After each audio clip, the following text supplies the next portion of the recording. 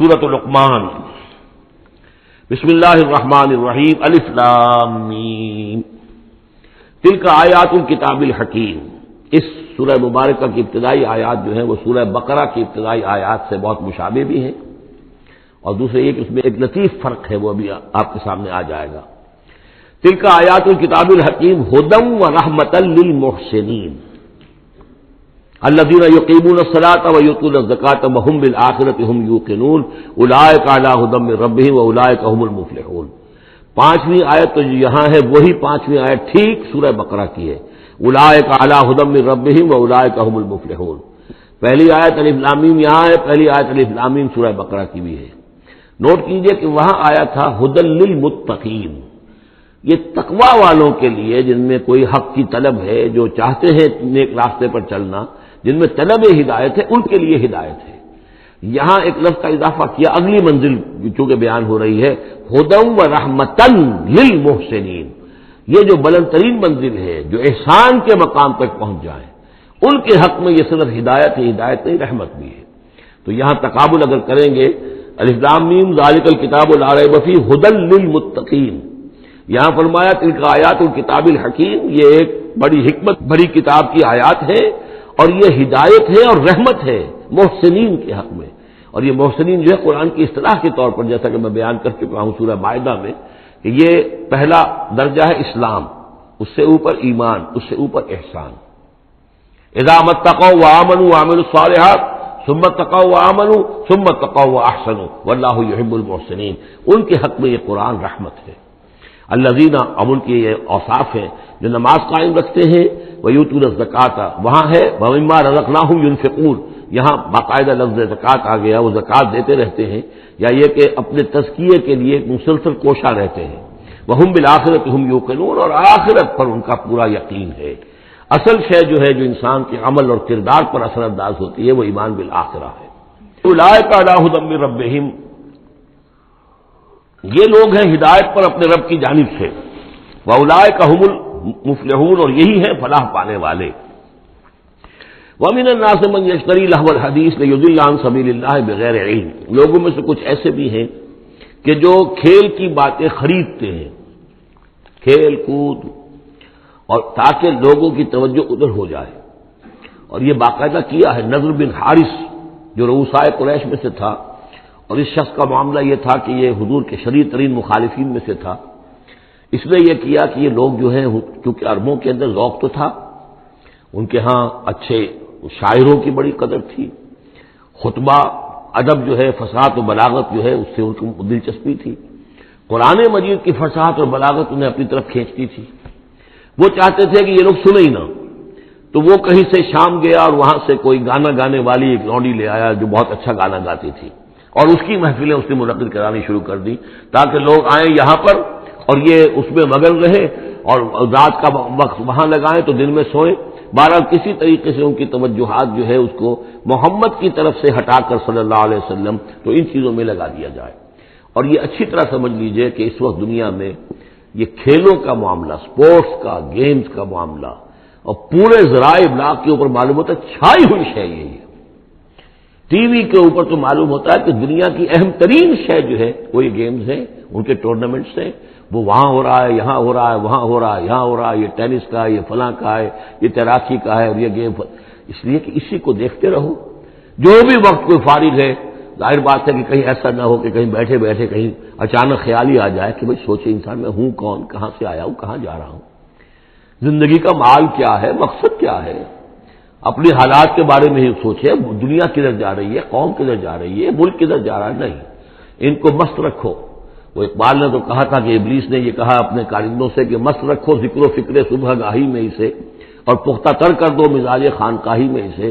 اس سے اگلی بات ہے کہ جو آج دنیا کے ابلیسوں نے جو ایجاد کی ہے، تو یہ کھیل کود، اسی طریقے سے یہ ایکٹرز، یہ ڈرامے، اور پھر ان کے ایکٹرز اور ایکٹریسز کی زندگیاں، اور ان کے جو بھی سکینڈلز ہوں، جس طریقے سے کہ ان کو دنیا میں پھیلایا جا رہا ہے تاکہ وہ نوجوان نسل بھی بس ان دلچسپی میں پڑی رہے، تو یہ ہے اصل میں وہ فلسفہ۔ وَمِنَ النَّاسِ مَن يَشْتَرِي لَهْوَ الْحَدِيثِ، کھیل کود کی چیزیں خریدتے ہیں وہ لوگ، لِيُضِلَّ عَن سَبِيلِ اللَّهِ، تاکہ اللہ کے راستے سے گمراہ کریں، بغیر علم، بغیر علم کے۔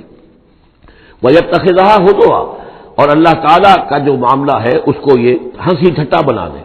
اولئک لہم عذاب مہین، یہ وہ لوگ ہیں کہ جن کے لیے اہانت آمیز عذاب ہے.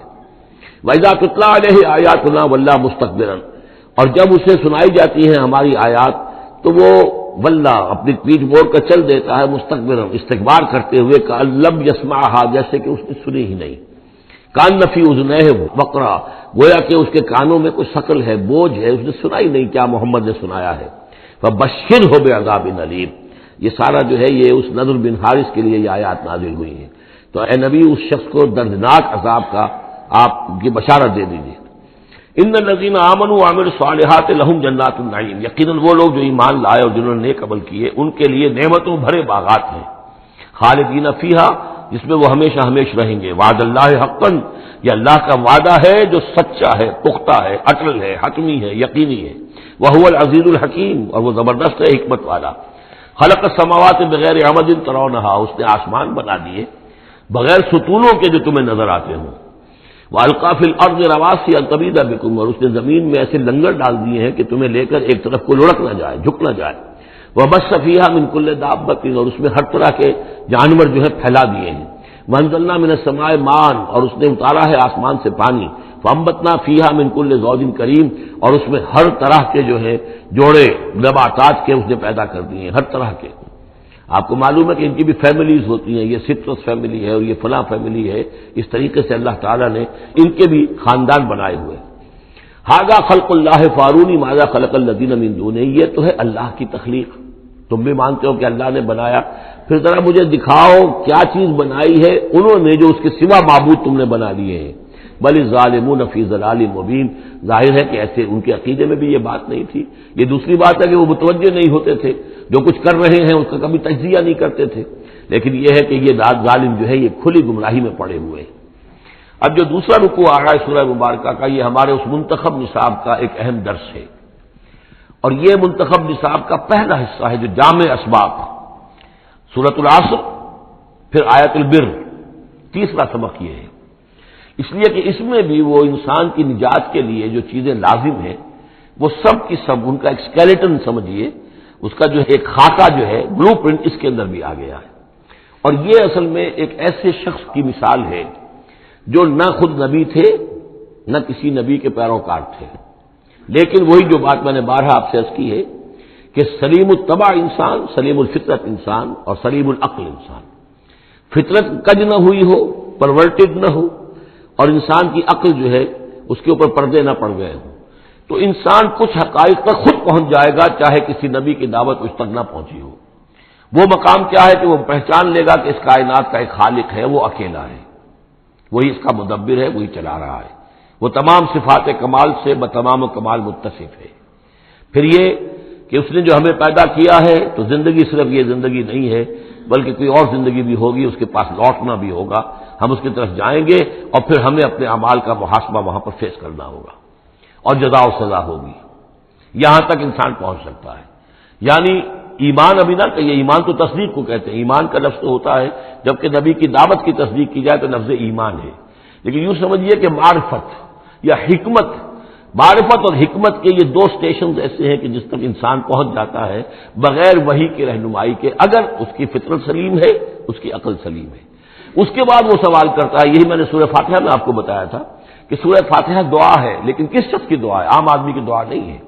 وہ ہمیں تلقین تو کی گئی ہے نماز میں، ہم وہی پڑھتے ہیں، لیکن اس میں پیش نظر کیا ہے کہ ایک شخص جو اپنی سلامتی طبع، سلامتی فطرت، سلامتی عقل سے یہاں تک تو پہنچ گیا کہ الحمدللہ رب العالمین الرحمن الرحیم مالک یوم الدین ایاک نعبد، یہاں تک تو وہ پہنچ گیا ہے.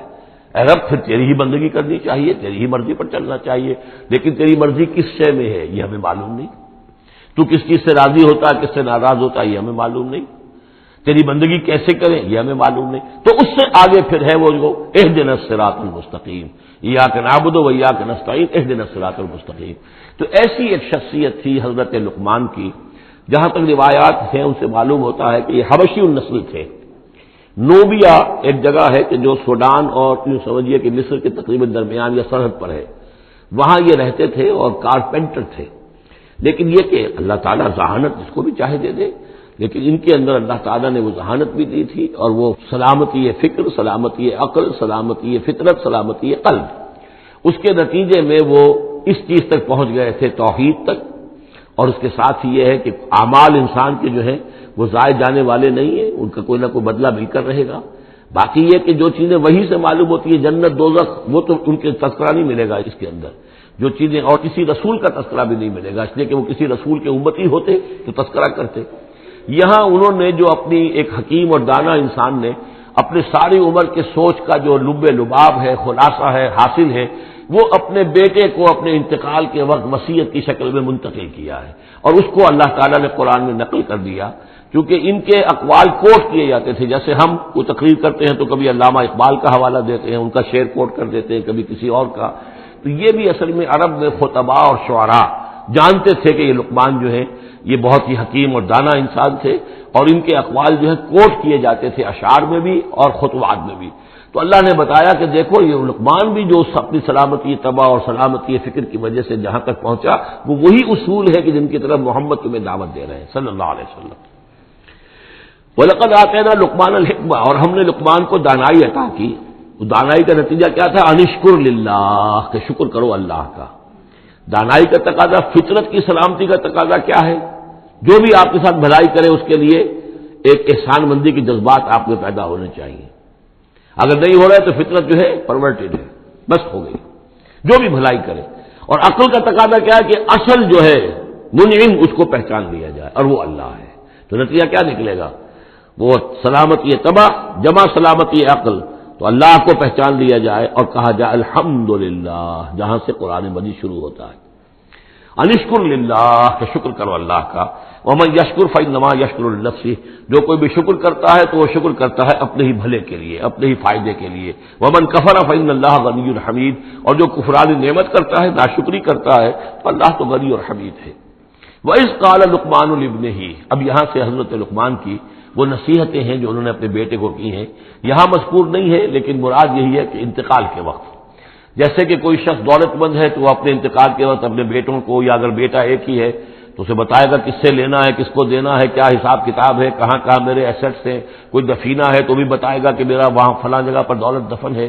ایک حکیم انسان کے پاس اصل شے اس کی ساری عمر کے غور و فکر کا جو حاصل ہے کہ میں نے جو کچھ سوچا ہے، میں نے جو کچھ بھی حاصل کیا ہے اپنی فطرت سلیمہ اور عقل سلیم کی رہنمائی میں، وہ میں تمہیں منتقل کر رہا ہوں. وَإِذْ قَالَ لُقْمَانُ لِابْنِهِ وَهُوَ يَعِظُهُ، یاد کرو جب کہ کہا لقمان نے اپنے بیٹے سے، اور وہ اسے نصیحت کر رہے تھے. یا بنی لا تشرک باللہ، نمبر 1 اللہ کے ساتھ شرک مت کیجو. ان الشرک لظلم عظیم، یقیناً شرک بہت بڑا ظلم ہے، بہت بڑا ظلم ہے، سب سے بڑی ناانصافی. عربی زبان میں ظلم کہتے ہیں وضع الشیء فی غیر محلہ، کسی شے کو ہٹا کر اس کے اصل مقام سے ہٹا کر کہیں اور رکھ دینا، یہ ظلم ہے. اللہ خالق ہے تنہا، باقی سب مخلوق ہے. اب آپ نے مخلوق میں سے کسی کو اللہ کے برابر کر دیا، یا اللہ کو کسی اعتبار سے گرا کر مخلوق کی سب میں لا کے کھڑا کر دیا، کہ اس سے بڑی ناانصافی، اس سے بڑا ظلم کوئی نہیں. وَإِذْ قَالَ لُقْمَانُ لِابْنِهِ وَهُوَ يَعِظُهُ يَا بُنَيَّ لَا تُشْرِكْ بِاللَّهِ إِنَّ الشِّرْكَ لَظُلْمٌ عَظِيمٌ. اور اس کے بعد فوراً ہی اللہ تعالیٰ نے اپنی طرف سے ایک بات عہد کی ہے. یہ چوتھا مقام آ گیا ہے کہ جہاں اللہ کے حق کے فوراً بعد والدین کا حق. ظاہر بات ہے کہ حضرت لقمان کو یہ بات کچھ یعنی مناسب نہیں معلوم ہوئی کہ وہ اپنا حق بھی بیان کرے، لہذا اس کی تکمیل کر دی ہے اللہ تعالیٰ نے. وَوَصَّيْنَا الْإِنسَانَ بِوَالِدَيْهِ، اور ہم نے وصیت کی انسان کو اس کے والدین کے بارے میں، اور والدین میں سے بھی خاص طور پر والدہ، اس لیے کہ زیادہ مشقت وہ جھیلتی ہے، زیادہ تکلیفیں بچوں کی پرورش میں ماں کو برداشت کرنی پڑتی ہے. وَوَصَّيْنَا الْإِنسَانَ بِوَالِدَيْهِ حَمَلَتْهُ أُمُّهُ وَهْنًا عَلَى وَهْنٍ، اسے اٹھائے رکھا، وہ جو حمل ہے اس کے اپنے جسم کے اندر اٹھائے رکھا اس نے اس کو، وَهْنًا عَلَى وَهْنٍ، کمزوری پر کمزوری جھیل کر. وَفِصَالُهُ فِي عَامَيْنِ، پھر اس کا دودھ چھڑانا ہوا 2 سال میں سے. پھر یہ کہ پہلے 9 مہینے تو جونک کی طرح اس کے جسم کے اندر خون چوستا رہا، اور اس کے بعد پھر جو ہے دودھ اس کا جو ہے پیا ہے تو وہ بھی اس کی توانائیاں اور اس کی قوتی ہے کہ جو دودھ کی شکل میں اس کے لیے غذا بنی. انشکر لی ولوالدیک، کہ شکر کرو میرا اور اپنے والدین کا، الی المصیر، اور میری طرف تم کو لوٹ کر آنا ہے. اب دیکھیے جیسے میں نے وہاں عرض کیا تھا کہ سورہ عنکبوت میں اور اس میں بڑی مناسبت ہے ان دو میں، وہ مضمون اب یہاں بھی آ رہا ہے کہ اگر یہ 2 حق ٹکرا جائیں، ایک حق اللہ کا ہے شرک نہ کیا جائے، ایک حق والدین کے ساتھ حسن سلوک ہے، اب یہ ٹکرا گئے، والدین کہہ رہے ہیں شرک کرو، اب کیا کریں؟ وَإِن جَاهَدَاكَ عَلَىٰ أَن تُشْرِكَ بِي مَا لَيْسَ لَكَ بِهِ عِلْمٌ، اگر وہ تم سے جہاد کریں، تم پر دباؤ ڈالیں، تم سے لڑیں، تم سے جھگڑیں اور تمہیں مجبور کریں کہ تم شریک کرو اور شرک کرو میرے ساتھ ایسی چیز کا کہ جس کا تمہارے پاس کوئی علم نہیں ہے، فَلَا تُطِعْهُمَا، تم کا کہنا مت مانو۔ وہاں پر بھی یہ مضمون آ چکا، یہاں دوبارہ آ گیا کہ ان کے حقوق ایک حد تک ہیں، اس سے آگے بڑھ کر وہ اللہ کے حقوق پر ڈاکہ ڈالنے لگے، بازی بازی بازی سے بابا ہم بازی۔ ان کے حقوق اللہ کے حقوق کے برابر نہیں ہو سکتے، ان کے حقوق اللہ کے حقوق سے فائق نہیں ہو سکتے، اس کے نیچے نیچے ہیں، تو شرک نہیں۔ البتہ یہاں یہ ذہن میں رکھیے کہ شرک صرف بت پرستی کو نہیں کہتے، لا تشرک، شرک کی کوئی قسم بھی ہو۔ اب اللہ کے کسی ایک حکم کو اگر والدین کہتے توڑو، اس کا کیا مطلب ہے؟ یہ شرک کا حکم دے رہے ہیں، اس لیے کہ آپ نے والدین کے کہنے پر اللہ کے حکم کی خلاف ورزی کی، اس کا مطلب ہے کہ آپ نے مطاع اور معبود والدین کو بنا لیا۔ نفس کے کہنے پر آپ حرام کے اندر منہ مار رہے ہیں تو آپ کا جو حرام جو دولت ہے وہ آپ کا معبود ہے اور آپ کا نفس آپ کا معبود ہے۔ ارأیت من اتخذ الہہ ہواہ، کیا تم نے دیکھا اس شخص کو جس نے اپنی خواہش نفس کو اپنا معبود بنا لیا؟ تو شرک کا مفہوم جو ہے اس کا پورا وسیع مفہوم، اور جیسا کہ اس سے پہلے بھی تذکرہ ہو چکا ہے، اس پر الحمدللہ کہ میں نے تقریباً 20 سال پرانی بات ہے یہ کہ میں نے اقسام حقیقت و اقسام شرک پر 6 گھنٹے کے کیسز جو ہیں میرے وہ ریکارڈڈ ہیں اور موجود ہیں۔ تو اس حوالے سے اس کو یہ نہیں سمجھنا چاہیے کہ شرک سے مراد صرف بت پرستی ہے۔ وَإِن جَاهَدَاكَ عَلَىٰ أَن تُشْرِكَ بِي مَا لَيْسَ لَكَ بِهِ عِلْمٌ فَلَا تُطِعْهُمَا، لیکن دیکھیے یہ ہے اللہ تعالیٰ کی تعلیم، اس کے اندر کیا توازن ہے۔ اس کا یہ مطلب نہیں ہے کہ والدین کے سارے حقوق ہی ساقط ہو گئے۔ اگر والدین مشرک ہیں، تمہیں شرک کرنے کا حکم دے رہے ہیں تو ان کا یہ حکم تو نہیں مانو گے، لیکن ان کے ساتھ حسن سلوک پھر بھی کرنا ہے۔ والد تو ہے نا، وہ والدہ تو ہے نا، وَصَاحِبْهُمَا فِي الدُّنْيَا مَعْرُوفًا، دنیا میں ان کے ساتھ رہو بہتر انداز میں، صحیح انداز میں خدمت ان کی کرو، اگر انہیں ضرورت ہے تو اپنا مال ان پر خرچ کرو۔ اس کے اندر یہ نہیں ہوگا کہ سارے حقوق ساقط ہو گئے، اب انہیں گالیاں دینی شروع کر دو یا ان کو جو ہے ستانا شروع کر دو، نہیں۔ لیکن اگر وہ اللہ کے حکم کے خلاف کوئی حکم دیتے تو مت مانو۔ وَاتَّبِعْ سَبِيلَ مَنْ أَنَابَ إِلَيَّ، اور پیروی کرو اس شخص کے راستے کی کہ جو میری طرف اپنا رخ کر چکا ہے۔ یعنی والدین کا اتباع نہیں ہے، والدین کی اطاعت نہیں ہے، والدین کے ساتھ حسن سلوک ہے۔ اطاعت ہوگی اگر اللہ کی اطاعت کے مطابق، اس کے دائرے کے اندر تو اطاعت بھی ہوگی، لیکن بالفعل اور آزادانہ کوئی اطاعت نہیں والدین کی۔ کہیں بھی قرآن مجید میں نہیں آیا اپنے والدین کی اطاعت کرو۔ کیا حکم دیا گیا؟ حسن سلوک، نیک سلوک، ان کی ضرورت، ان کی خبر گیری ہے، ان کی خدمت ہے، ان کی ضروریات کا لحاظ رکھنا، اس کا حکم ہے۔ باقی پیروی کرو اس شخص کی جس نے اپنا رخ میری طرف کر لیا ہے، وہ کوئی بھی ہے۔ پہلے انبیاء ہوتے تھے، انبیاء کی پیروی کرو، اب انبیاء نہیں ہے، انبیاء کے خادم ہیں۔ انبیاء کی امتوں میں جو شخص بھی اٹھا ہے دین کی دعوت لے کر، جس نے اپنا رخ کر لیا ہے، جس نے کہا میں چل رہا ہوں اللہ کے راستے میں، کون میرا ساتھی بنتا ہے، تو پیروی کرو اس کی۔ وَاتَّبِعْ سَبِيلَ مَنْ أَنَابَ إِلَيَّ، پیروی کرو اس شخص کے راستے کی جس نے اپنا رخ میری طرف کر لیا ہے۔ ثُمَّ إِلَيَّ مَرْجِعُكُمْ، پھر میری ہی طرف تم سب کا لوٹنا ہے۔ والدین بھی یہی آ جائیں گے میرے پاس، تم بھی آ جاؤ گے۔ فَأُنَبِّئُكُم بِمَا كُنتُمْ تَعْمَلُونَ، پھر میں تمہیں جتلا دوں گا جو کچھ کہ تم کرتے رہے تھے۔ اب یہاں بیچ میں جو آ گیا اللہ کی طرف سے آ گیا، یعنی حضرت لقمان کی نصیحت صرف ابھی ایک آئی تھی، یا بنی لا تشرک باللہ ان الشرک لظلم عظیم، اے میرے بچے شرک مت کرنا اللہ کے ساتھ، اس لیے کہ شرک جو ہے بہت بڑا ظلم ہے، بہت بڑی ناانصافی ہے۔ دوسری وصیت ان کی کیا ہے؟ یا بنی انہا ان تک مثقال حبۃ من خردل فتکن فی صخرۃ او فی السماوات او فی الارض یأتی بها اللہ ان اللہ لطیف خبیر، اے میرے بچے عمل، خواہ وہ نیکی کا ہو خواہ بدی کا ہو، انہا، ہا کی ضمیر ہے عمل کی طرف، عمل خواہ ایک رائی کے دانے کے ہم وزن ہو۔ اب یہ سب سے چھوٹی چیز، رائی کا دانہ، فتیلہ، نقیرہ، یہ 3 چیزیں آتی ہیں قرآن مجید میں عام طور پر چھوٹی شے کے لیے، لا یظلمون فتیلہ، لا یظلمون نقیرہ، اور یہ کہ رائی کا دانہ بہت چھوٹا۔ تو چاہے وہ نیکی یا بدی ہو، رائی کے دانے کے ہم وزن، اور پھر فتکن فی صخرۃ، وہ کسی پہاڑ کی، کسی چٹان کے پیٹ میں جا کر، کسی کھو کے اندر جا کر وہ عمل کیا گیا ہو، اور فی السماوات، یا آسمانوں میں کیا گیا ہو، اب تو آسمانوں میں ہے نا، آپ خلا میں جا کر وہ عمل کر رہے ہیں تو پھر اب تو انسان جو ہے وہاں تک پہنچ گیا ہے، اور فی الارض، یا زمین کے پیٹ میں گھس کر کیا گیا ہو، یأتی بہ اللہ، اللہ اسے لے آئے گا۔ یعنی انسانی اعمال، انسان اشرف المخلوقات ہے، اور انسانی اعمال ایسی گھٹیا چیز نہیں ہے کہ ایسے ضائع کر دے اللہ، چاہے وہ نیکی ہے چاہے بدی۔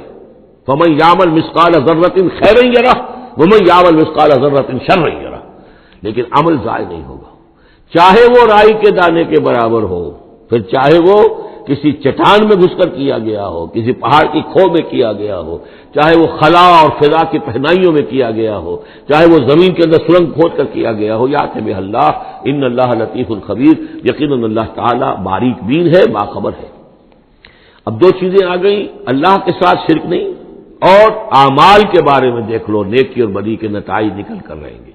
اس سے آگے باعث بعد الموت کا یہاں تذکرہ نہیں ہے، اس سے بعد جنت اور دوزخ کا، تو اس لیے کہ یہ چیزیں معلوم ہوتی ہیں پھر نبی کے بتانے سے۔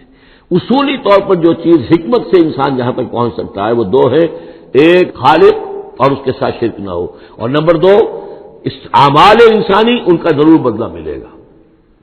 اب اس کے بعد تیسری بات، یا بنی اقم الصلاۃ، نماز قائم رکھو، یعنی جس اللہ کو تم نے پہچان لیا ہے، اب محض ایک مرتبہ پہچان لینا کافی نہیں ہوگا، اسے یاد رکھنا ضروری ہے، ورنہ شیطان تمہیں ورغلائے گا، تمہیں ادھر ادھر سے جو ہے تمہارا نفس تمہیں غلط راستے پر ڈال دے گا، جب تک کہ یہ ایمان باللہ مستحضر نہ رہے ذہن کے اندر۔ اور ایمان باللہ کو مستحضر رکھنے کے لیے ذکر ہے جو ہم پڑھ چکے ہیں، اتل ما اوحی الیک من الکتاب واقم الصلاۃ ان الصلاۃ تنہی عن الفحشاء والمنکر۔ لہذا اب نماز کون سی تھی وہ ہم نہیں جانتے، لیکن کوئی ذریعہ ایسا ہونا چاہیے کہ تم اللہ کو یاد کیا کرو۔ یا بنی اقم الصلاۃ، اور نمبر 4 وامر بالمعروف وانہی عن المنکر، اور نیکی کا حکم دو اور بدی سے روکو۔ یہ بھی تمہاری ذمہ داریوں میں سے ہے، یہ بھی انسان کی، یوں سمجھیے کہ اس کی انسانیت، اس کی شرافت، اس کی مروت کا تقاضا ہے کہ وہ اپنے جو ابنائے نو ہیں، جو بھی انسان ہیں، ان کی بھلائی کے لیے کوشاں ہوں، اور سب سے بڑی بھلائی ان کی، اور سب سے بڑی خدمت یہی ہے کہ انہیں برائیوں سے روکا جائے اور بھلائیوں کی دعوت دی جائے۔ وَاصْبِرْ عَلَىٰ مَا أَصَابَكَ، اور یہ بھی جان لو کہ اگر یہ امر بالمعروف اور نہی عن المنکر کرو گے تو تکلیفیں آئیں گی، مصیبت آئیں گی۔ پسند تو کسی کو نہیں ہے کہ آپ اس پر تنقید کریں۔ اگر آپ کسی بچے کو بھی سڑک پر کھیل رہا ہو، گلی میں کھیل رہا ہو، اگر آپ اس سے کہہ دیں کہ بیٹے یہ کوئی کرکٹ کھیلنے کی جگہ نہیں ہے، کسی کی گاڑی کا شیشہ توڑو گے تم، تو آپ دیکھ لیجئے پھر کیا آپ کا وہ اس کو کیا جواب دے گا آپ کو۔ اسی لیے آپ بولتے ہی نہیں ہیں کہ اپنی عزت لے کر وہاں سے نکل جائیں۔ تو کسی کو بھی نصیحت پسند نہیں ہے، حق کڑوا ہے، لہذا آپ اگر حق کہنا ہے اور نصیحت کرنی ہے تو پھر تیار رہو کہ وہ ممکن ہے تمہیں پلٹ کر گالی دے دے، وہ کہے کہ تم پہلے ذرا اپنے دامن کو دیکھو تمہارے کتنے دھبے ہیں۔ اب جو بھی ہو برداشت کرو، اور اگر کوئی بڑی بات ہے، اگر فرعون کے سامنے جا کر حق کہو گے تو وہ تو کہے گا کہ میں تمہیں جیل میں ڈالوں گا۔ تو اس طریقے سے یہ وَاصْبِرْ عَلَىٰ مَا أَصَابَكَ، پھر جو شے بھی تم پر آئے اس پر صبر کرو، إِنَّ ذَلِكَ مِنْ عَزْمِ الْأُمُورِ، یقیناً یہ چیزیں ہیں جو بڑی ہمت کے کاموں میں سے۔ گویا کہ وہ چاروں چیزیں اس میں آ گئی، وَالْعَصْرِ إِنَّ الْإِنسَانَ لَفِي خُسْرٍ إِلَّا الَّذِينَ آمَنُوا وَعَمِلُوا الصَّالِحَاتِ وَتَوَاصَوْا بِالْحَقِّ وَتَوَاصَوْا بِالصَّبْرِ۔ یہاں اصطلاحات علیحدہ ہو گئی، تواصی کے بجائے امر بالمعروف نہی عن المنکر آ گیا، صبر جو کا تو ہے، باقی ایمان اور وہ تمام چیزیں، اعمال صالحہ میں سے نماز آ گئی، والدین کے ساتھ حسن سلوک آ گیا۔ آخری دو آیتیں ہیں وَلَا تُصَعِّرْ خَدَّكَ لِلنَّاسِ، اور دیکھو اپنے گالوں کو پھلا کر مت رکھو لوگوں کے سامنے، یعنی تکبر اور غرور، اس انداز میں رہنا۔ وَلَا تَمْشِ فِي الْأَرْضِ مَرَحًا، اور تم زمین میں اکڑ کر نہ چلو۔ ان اللہ لا يحب كل مختال فخور، یقیناً اللہ تعالیٰ کو جو اکڑنے والے ہیں، اور یہ مختال بنا خیل سے، خیل کہتے ہیں گھوڑے کو، گھوڑے کی چال میں ایک تمکنت ہوتی ہے، تو جب انسان بھی بڑی تمکنت کے ساتھ چلتا ہے تو وہ گویا کہ اختیال بن گیا۔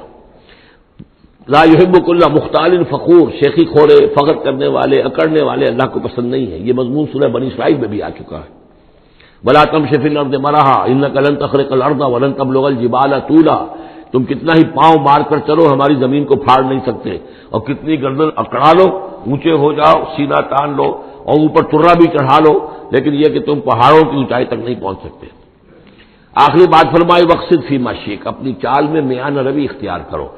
یہ میانہ روی ہر اعتبار سے، چال میں بھی، خرچ میں بھی، وَالَّذِينَ إِذَا أَنفَقُوا لَمْ يُسْرِفُوا وَلَمْ يَقْتُرُوا وَكَانَ بَيْنَ ذَلِكَ قَوَامًا، یہ ایک میچور شخصیت کا کہ اس کے اندر ہر اعتبار سے معلوم توازن ہو، انتہا پسندی کسی بھی اعتبار سے نہ ہو۔ وَاقْصِدْ فِي مَشْيِكَ وَاغْضُضْ مِنْ صَوْتِكَ، اور اپنی آواز کو پست رکھو، اس کا مطلب کیا ہے کہ کہیں کوئی آرگومنٹ ہے کہ جھگڑا ہو گیا ہے تو آواز کو بلند کرنے کی کوشش نہ کرو، بات اپنی کرو۔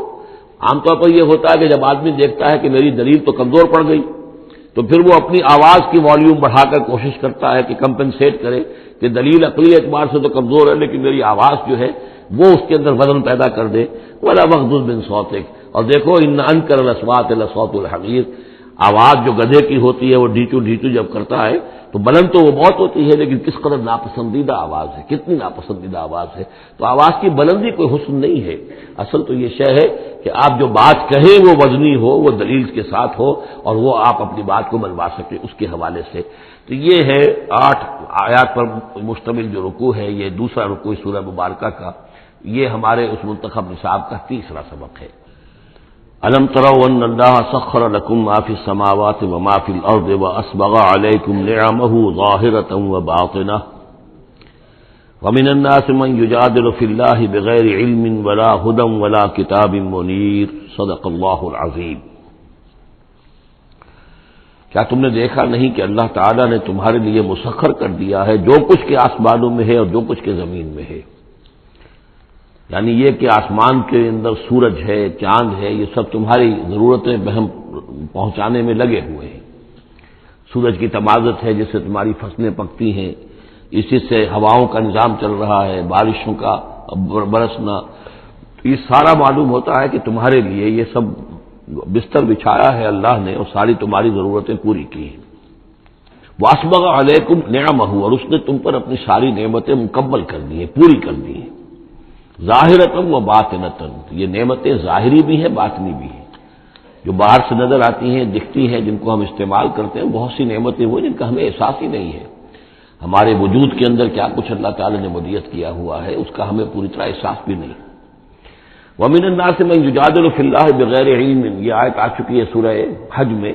لوگوں میں سے کچھ ایسے بھی ہیں جو جھگڑتے ہیں اللہ کے معاملے میں یا اللہ کے بارے میں یا اللہ کے احکام کے بارے میں، اللہ کی آیات کے بارے میں، بغیر اس کے کہ بغیر علم کہ ان کے پاس کوئی علم ہو، ولا ہدن، نہ کوئی رہنمائی اور ہدایت ہے، ولا کتاب منیر، نہ کوئی روشن کتاب ہے۔ وَإِذَا قِيلَ لَهُمُ اتَّبِعُوا مَا أَنزَلَ اللَّهُ قَالُوا بَلْ نَتَّبِعُ مَا وَجَدْنَا عَلَيْهِ آبَاءَنَا، اور جب ان سے کہا جاتا ہے کہ پیروی کرو اس کی جو اللہ نے نازل فرمایا ہے، قرآن اتارا ہے، اس کی پیروی کرو، قالوا، وہ کہتے ہیں، بل نتبع ما وجدنا علیہ آباءنا، بلکہ ہم تو پیروی کریں گے اس کی کہ جس کو پر ہم نے پایا ہے اپنے آباء و اجداد کو۔ اور آج کل خاص طور پر یہ لوک ورثہ اور ہماری پرانی روایات، قومی روایات اور ہماری جو ہیں ہر علاقے کا ایک کلچر ہے، اس کلچر کو زندہ کیا جائے، کروڑ ہر روپیہ ان چیزوں میں صرف کیا جاتا ہے۔ اولو کان الشیطان یدعوہم الی عذاب السعیر، خواہ شیطان ان کو پکار رہا اور بلا رہا ہو، یہ جو باتیں بنا رہے ہیں در حقیقت یہ شیطان کی دعوت اور اس کی تبلیغ ہے در حقیقت جس کو انہوں نے قبول کیا ہے۔ یدعوہم الی عذاب السعیر، اور وہ انہیں بلا رہا ہے اس جہنم کے عذاب کی طرف۔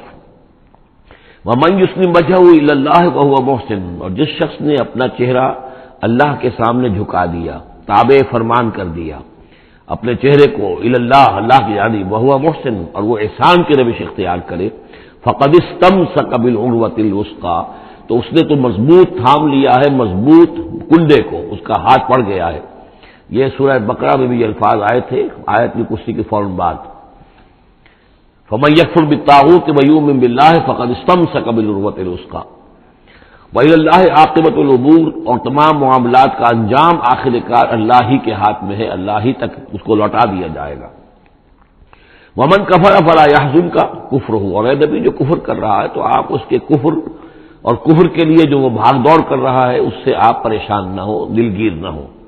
الینا مرجعہم، میری طرف ان سب کو لوٹنا ہے، فننبئہم بما عملوا، ہم انہیں اچھی طرح بتا دیں گے، جتلا دیں گے جو کچھ کہ انہوں نے کیا تھا۔ ان اللہ علیم بذات الصدور، یقیناً اللہ تعالیٰ تو جو کچھ سینوں میں چھپا ہوا ہے اس سے بھی واقف ہے۔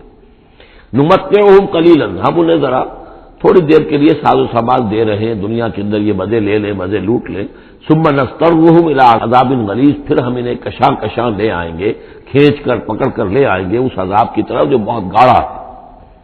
وَلَئِن سَأَلْتَهُم مَّن خَلَقَ السَّمَاوَاتِ وَالْأَرْضَ لَيَقُولُنَّ اللَّهُ، اور اگر آپ ان سے پوچھیں کس نے پیدا کیا آسمان اور زمین تو وہ کہیں گے اللہ نے۔ قُلِ الْحَمْدُ لِلَّهِ، کہیے الحمدللہ، ساری حمد بھی پھر اسی کی ہے۔ بل اکثرهم لا يعلمون، لیکن یہ کہ ان کی اکثریت علم نہیں رکھتی۔ للہ ما فی السماوات والارض، آسمان اور زمین میں جو کچھ ہے وہ اللہ کے لیے ہے، اللہ ہی کا ہے، اللہ کی ملکیت ہے، یہ لام تملیک ہے، اللہ کی ملکیت ہے ہر وہ شے جو بھی کچھ ہے آسمانوں میں اور زمین میں۔ ان اللہ هو الغنی الحمید، یقیناً وہ غنی ہے، اسے کوئی احتیاج نہیں، اور حمید ہے، بڑی خوبیوں والا ہے، اپنی ذات میں ستودہ صفات ہے۔ وَلَوْ أَنَّ مَا فِي الْأَرْضِ مِنْ شَجَرَةٍ أَقْلَامٌ، اور اگر جتنے بھی زمین میں درخت ہیں وہ قلم بن جائیں، والبحر، اور سمندر جو ہے وہ سیاہی بن جائے، جیسے میں یہ مضمون سورہ کہف میں بھی آ چکا ہے۔ قُل لَّوْ كَانَ الْبَحْرُ مِدَادًا لِّكَلِمَاتِ رَبِّي وَلَنَفَدَ الْبَحْرُ قَبْلَ أَن تَنفَدَ كَلِمَاتُ رَبِّي وَلَوْ جِئْنَا بِمِثْلِهِ مَدَدًا، اگر پورا سمندر جو ہے میرے رب کے کلمات کو لکھنے کے لیے سیاہی بن جائے تو وہ سیاہی سمندر ختم ہو جائے گا، لیکن یہ کہ میرے رب کے کلمات ختم نہیں ہوں گے چاہے اتنا ہی سمندر اور لے آیا جائے۔ وہی مضمون یہاں بھی آ رہا ہے، اور یہ بات نوٹ کی ہے، میں نے کئی مرتبہ آپ کو بتائی ہے کہ اہم مضامین قرآن مجید میں کم سے کم دو جگہ ضرور ملتے ہیں۔ ولو، اب وہاں پر صرف سیاہی کا تذکرہ تھا، یہاں سیاہی کے ساتھ قلم۔ ولو ان ما فی الارض من شجرۃ اقلام، اگر جتنے بھی درخت زمین میں ہیں وہ سب کے سب قلم بن جائیں، والبحر، اور سیاہی جو ہے یہاں پہ اب محظوظ سمجھیے مدادن، اور بحر جو ہے سمندر جو ہے وہ سیاہی کی شکل اختیار کر لے، یمدہ من بعدہ سبعۃ ابحر، اور اس سیاہی کو پھر مزید پھیلائے اور بڑھائے 7 سمندر اور اس کے اندر جو ہے ڈال دیے جائیں، ما نفدت کلمات اللہ، اللہ تعالیٰ کی کلمات ختم نہیں ہوں گے۔ اور یہ میں عرض کر چکا ہوں، اس سے مراد کیا ہے کہ ہر شے جو اس کائنات میں ہے اللہ تعالیٰ کے کلمہ کن کا ظہور ہے، تو گویا کہ یہ تمام مخلوقات جو ہے کلمات اللہ ہے۔ اس اعتبار سے ظاہر بات ہے کہ احصاء کرنا ممکن ہی نہیں، اور آج کچھ نہ کچھ ہمیں اندازہ ہے کہ یہ کائنات کتنی وسیع و عریض ہے۔ ابھی تک بڑی سے بڑی ٹیلیسکوپس ایجاد کرنے کے باوجود trillions and trillions and trillions of light years تک تو ہم نے دیکھ لیا ہے، لیکن کائنات کا سرا ابھی ہمیں نظر نہیں آیا کہ شروع کہاں ہوتی ہے ختم کہاں ہوتی ہے۔ تو اس سے اندازہ کریں اللہ تعالیٰ کی خلاقی کا، اس کی مخلوقات کتنی ہیں۔ تو وہ جتنے بھی کلمات کن ہیں، اگر ان کو لکھنے کے لیے تمام جو ہے زمین کے درخت وہ قلم بن جائیں، اور تمام سمندر جو ہے وہ سیاہی بن جائے، اور 7 سمندر اور بھی اس میں ایڈ کر دیے جائیں، تب بھی یہ کہ اللہ کے کلمات ختم نہیں ہوں گے۔ ان اللہ عزیز الحکیم، یقیناً اللہ تعالیٰ زبردست ہے، حکمت والا۔ اب ادھر تو اس میں تو اللہ تعالیٰ کی تخلیق کی وسعت اور عظمت کا تذکرہ ہو گیا، اب اس کے انتظام کا معاملہ، اس کی تدبیر جو ہے اس میں کس قدر یسر ہے، کتنی آسانی ہے، کتنی سہولت ہے اس کے لیے، یعنی اس کائنات کو جیسے کہ سورہ بقرہ میں آیت الکرسی میں بھی آیا تھا ولا یعودہ حفظہما، یہ آسمانوں اور زمین کی حفاظت اس پر کوئی بھاری نہیں ہے، مشکل نہیں ہے، اس کو جو ہے اس کے تھامنے میں، اس کے چلانے میں کوئی اس کے لیے یہ کام بوجھل نہیں ہے، وزنی نہیں ہے۔ ولا یعودہ حفظہما وہو العلی العظیم، تو اسی کو یہاں فرمایا ما خلقکم ولا بعثکم الا کنفس واحدہ، تم سب کو پیدا کرنا اور تم سب کو دوبارہ پیدا کر لینا اللہ تعالیٰ کے لیے ایسے ہی جیسے ایک نفس کا پیدا کر دینا، اللہ کے لیے یہ اتنا یسیر ہے۔ ان اللہ سمیع بصیر، یقیناً اللہ تعالیٰ سمیع ہے اور بصیر ہے۔ تو گویا کہ ایک ہے اللہ کی تخلیق کی وسعت و عظمت، وہ تو کلمات الہی، اور ایک ہے اللہ تعالیٰ پر یہ کتنا ہلکا ہے، اہون علیہ، یہ اس کے لیے بہت آسان ہے، یسر اور سہولت اللہ تعالیٰ اس کے انتظام کو، اس کو جو لے کر چل رہا ہے اس پر بھاری نہیں۔ الم تر ان اللہ یولج اللیل فی النہار، کیا تم دیکھتے نہیں کہ اللہ تعالیٰ رات کو پرو لاتا ہے دن میں، ویولج النہار فی اللیل، اور دن کو پرو لاتا ہے رات میں۔ اب یہ ایک تو اس کا مفہوم یہ ہو سکتا ہے کہ جیسے ایک ڈوری ہے، اور اس ڈوری کے اندر اگر آپ نے دانے ڈالے ہوئے تصویر میں، ایک سیاہ ہے ایک سفید ہے، ایک سیاہ ایک سفید ہے، سیاہ کے بعد سفید، سفید کے بعد سیاہ، یہ تو آتا چلا جائے گا۔ ایک یہ ہے کہ کبھی دن بڑھتا ہے اور رات گھٹتی ہے، گویا کہ دن جو ہے رات میں داخل ہو رہا ہے، کبھی رات بڑھنے لگتی ہے دن گھٹنے لگتا ہے، گویا کہ دن جو ہے وہ رات کو انکروچ کر رہا ہے، رات کے حصے کو گویا کہ اس نے قبضے میں کر لے لیا ہے۔ تو اس طریقے سے اللہ تعالیٰ پھرو دیتا ہے رات کو دن میں، دن کو رات میں۔ وسخر الشمس والقمر، اور اس نے مسخر کر دیا ہے سورج کو اور چاند کو، کل یجری الی اجل مسمى، یہ سب کے سب چل رہے ہیں ایک وقت معین تک کے لیے، وان اللہ بما تعملون خبیر، اور یقیناً اللہ تعالیٰ جو کچھ کہ تم کر رہے اس سے باخبر ہے۔ ذالک بان اللہ هو الحق، یہ اس لیے کہ اللہ حق ہے، وانما يدعون من دونه الباطل، اور یہ کہ جس کو یہ پکار رہے ہیں اللہ کے سوا وہ سب باطل ہیں، ان کی کوئی حقیقت ہی نہیں۔ باطل اس کو کہتے ہیں جو نظر تو آئے ہو نہ، کوئی حقیقت اس کی نہ ہو، جیسے شراب، پانی نظر آتا ہے لیکن پانی ہے نہیں۔ وان اللہ هو العلی الکبیر، اور یقیناً اللہ تعالیٰ ہی ہے سب سے بلند و بالا اور سب سے بڑا اور عظمت والا۔ الم تری ان الفلک تجری فی البحر بنعمت اللہ لیریکم من آیاتہ، کیا تم دیکھتے نہیں کہ کشتیاں چلتی ہیں سمندر میں یا دریا میں اللہ کی نعمتوں کو لے کر؟ ظاہر بات ہے ٹرانسپورٹ جو ہوتی تھی پہلے بہت بڑی، وہ سمندروں میں کشتیوں سے، دریاؤں میں بھی۔ لیریکم من آیاتہ، تاکہ وہ تمہیں دکھائے اپنی آیات میں سے۔ ان فی ذلک لآیات لکل صبار شکور، یقیناً اس میں آیات ہیں، لیکن کس کے لیے؟ ان سب لوگوں کے لیے جو صبر کرنے والے ہیں، شکر کرنے والے ہیں۔ صبار یہ بھی مبالغے کا صیغہ ہے، فعال کے وزن پر، بہت صبر کرنے والا۔ شکور فعول کے وزن پر ہے، بہت زیادہ شکر کرنے والا۔ وَإِذَا غَشِيَهُم مَّوْجٌ كَالظُّلَلِ، اور جب یہ کبھی سمندر میں ہوتے ہیں اور ان کے اوپر ایک موج چڑھتی ہے اور ڈھانپ لیتی ہے انہیں جیسے کہ بادل ہوں، ایسی موج آ رہی ہے کہ گویا کہ وہ تمہارے اوپر سے گزر جائے گی۔ دعوا اللہ مخلصین لہ الدین، تو وہ پکارنے لگتے ہیں اللہ کو اسی کے لیے اپنی اطاعت کو خالص کرتے ہوئے۔ فلما نجاہم من البر، اور جب اللہ انہیں نجات دے کر لے آتا ہے خشکی پر، فمنہم مقتصد، تو ان میں سے کچھ وہ لوگ ہیں کہ جو بیچ کی چال پر چلتے ہیں، یعنی یہ کہ اکثر و بیشتر جو ہیں وہ پھر شرک کی راہ اختیار کر لیتے ہیں۔ وما یجحد بآیاتنا الا کل ختار کفور، اور ہماری آیات کا انکار نہیں کرتے مگر وہی جو قول کے جھوٹے ہیں اور ناشکر ہیں۔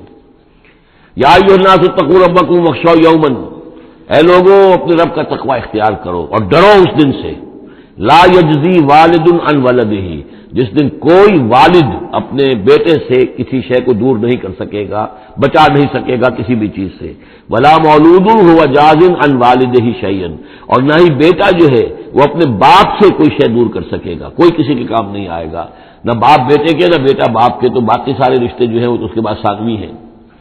ان وعد اللہ حق، یہاں وہ آیت بھی یاد آ گئی ہوگی آپ کو، یا بنی اسرائیل اذکروا نعمتی التی انعمت علیکم انی فضلتکم علی العالمین واتقوا یوما لا تجزی نفس عن نفس شیئا ولا یقبل منها شفاعۃ ولا یؤخذ منها عدل ولا هم ينصرون۔ یا ایھا الناس اتقوا ربکم واخشوا یوما لا یجزی والد عن ولدہ ولا مولود هو جاز عن والدہ شیئا ان وعد اللہ حق، اللہ کا وعدہ سچا ہے، شدنی ہے، اٹل ہے، ہو کر رہے گا، قیامت آ کر رہے گی، جزا و سزا ہو کر رہے گی۔ فلا تغرنکم الحیات الدنیا، تو دیکھو تمہیں نہ دھوکے میں ڈال دے یہ دنیا کی زندگی، تم اسی کے اوپر ریجھ جاؤ، اسی میں مگن ہو جاؤ، اسی میں گم ہو جاؤ، تو گویا کہ یہ تمہارے لیے پھر دھوکے کی ٹٹی بن گئی کہ اصل زندگی سے تمہیں جو ہے ذہناً جو ہے اس نے غافل کر دیا۔ ولا یغرنکم باللہ الغرور، اور دیکھنا وہ دھوکے باز تمہیں اللہ تعالیٰ کی شان غفاری کے حوالے سے دھوکہ نہ دے۔ یہ شیطان آ کر یہ بھی کہتا ہے کہ اللہ تو بڑا غفار ہے، تم نے کیا کیا، کچھ چھوٹے سے گناہ تھوڑے سے کیے، اللہ کی مغفرت تو بہت وسیع ہے، خامخواہ کاہے کو گھبراتے ہو، کاہے کو توبہ کرتے ہو۔ تو یہ جو ہے اللہ کی رحیمی، اللہ کی شان غفاری کا حوالے سے دھوکے میں دینا انسان کو۔ ولا یغرنکم باللہ الغرور ان اللہ عندہ علم الساعہ، اللہ ہی ہے کہ جس کے پاس ہے قیامت کا علم کہ قیامت کب آئے گی۔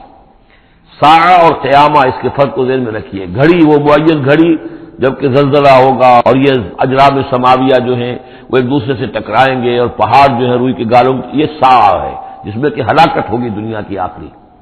اور پھر باس بادل موت کے بعد جو دن آنا ہے وہ قیامہ ہے۔ قیام کہتے ہیں کھڑے ہونے کو، اس دن کھڑے ہوں گے لوگ اور حاضر ہوں گے اپنے رب کے حضور میں۔ تو عام طور پر ہم قیامت کا لفظ جب بولتے ہیں تو ساعت کی جگہ پر بولتے ہیں۔ قرآن کی جو پرٹیکولر اپنی ٹرمینالوجی ہے اس میں یہ ساعہ ہے، وہ گھڑی کہ جس میں ہلچل ہوگی اور یہ جو بھی کچھ ہونا ہے جس کا کہ نقشہ کھینچا گیا، القاریہ والقاریہ وما ادراک ما القاریہ، یہ ہے الساعہ۔ لیکن پھر جب باس بعد الموت کے بعد جب کھڑے ہونا ہے قبروں سے نکل کر اللہ کے حضور میں، تو یہ ہوگا قیامہ، کھڑے ہونے کا دن۔ ان اللہ عندہ علم الساعہ، وہ ساعت کب آئے گی اس کا علم صرف اللہ کے پاس ہے۔ وینزل الغیث، وہی بارش برساتا ہے۔